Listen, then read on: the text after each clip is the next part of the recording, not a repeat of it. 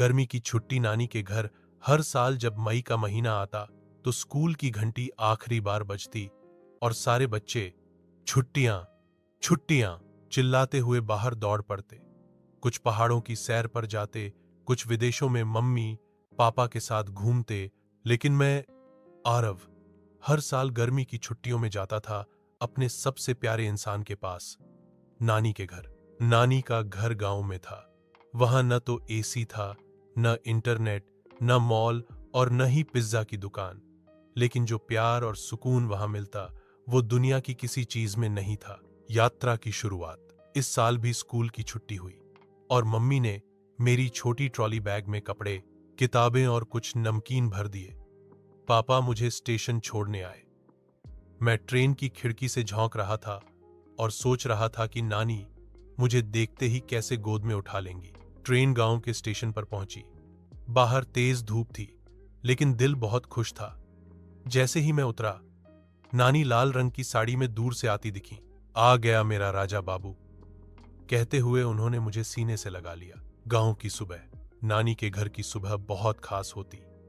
मुर्गे की बांग, मंदिर से आती भजन की आवाज और नानी की रसोई से आती गरम गरम पूड़ी और आलू की सब्जी की खुशबू। मैं जल्दी उठता, बाहर के आंगन में टूथब्रश करता और बकरी को देखते हुए उससे बातें करता। क्या हाल है रे चुटकी? वो मेरी प्यारी बकरी थी जो सिर हिलाकर जवाब देती। खेल, आम और मस्ती। दिन भर की गर्मी के बाद दोपहर में नानी और मैं पेड़ के नीचे चारपाई पर लेटते। वो मुझे कहानियां सुनाती, राजा रानी की, भूतों की, चतुर लोमड़ी की और अपने बचपन की। शाम होते ही मैं गांव के बच्चों के साथ खेलने निकलता। गिल्ली डंडा, छुपन छुपाई, नदी किनारे नहाना और सबसे मजेदार, आम चोरी करना। गांव के पीछे बगीचा था जहां ढेर सारे आम के पेड़ थे। हम छुप कर जाते, आम तोड़ते और फिर भागते। नानी जानती थी, लेकिन हमेशा मुस्कुराकर अनदेखा कर देती। नानी का प्यार। रात को नानी मेरे बालों में तेल लगाती, कहानी सुनाती और तब तक पास बैठती जब तक मैं सो न जाऊं। नानी, आप सबसे प्यारी हो, मैं धीरे से कहता। तू सबसे प्यारा बच्चा है मेरा, वो कहती और माथे पर किस कर देती। एक दिन की बारिश। एक दिन अचानक बारिश होने लगी।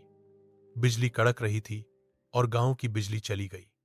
मैं थोड़ा डर गया, लेकिन नानी ने मिट्टी का दिया जलाया, खटिया खींचकर आंगन में रखी और बोली, देख, अब ये कहानी की रात है। हम दोनों बारिश की बूंदों की आवाज सुनते सुनते नील गगन के परे जैसी पुरानी लोक कथाएं सुनते रहे। बदलाव का एहसास। कुछ ही हफ्तों में मेरी छुट्टियां खत्म होने लगीं।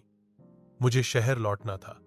आखिरी दिन मैंने नानी से कहा, आप हमारे साथ शहर चलो ना?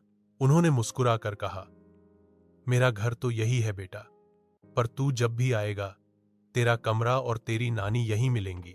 वापसी और यादें। शहर लौटते वक्त ट्रेन की खिड़की से बाहर देखते हुए मैं चुपचाप था।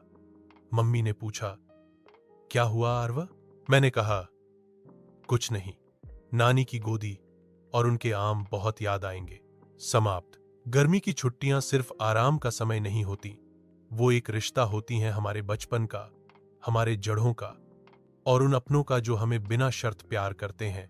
नानी का घर सिर्फ एक जगह नहीं, एक एहसास है जहां सुकून, प्यार और कहानियां हमेशा जिंदा रहती हैं। अगर आप इस चैनल पर नए हैं तो चैनल को सब्सक्राइब करें, लाइक करें और कमेंट करें। धन्यवाद।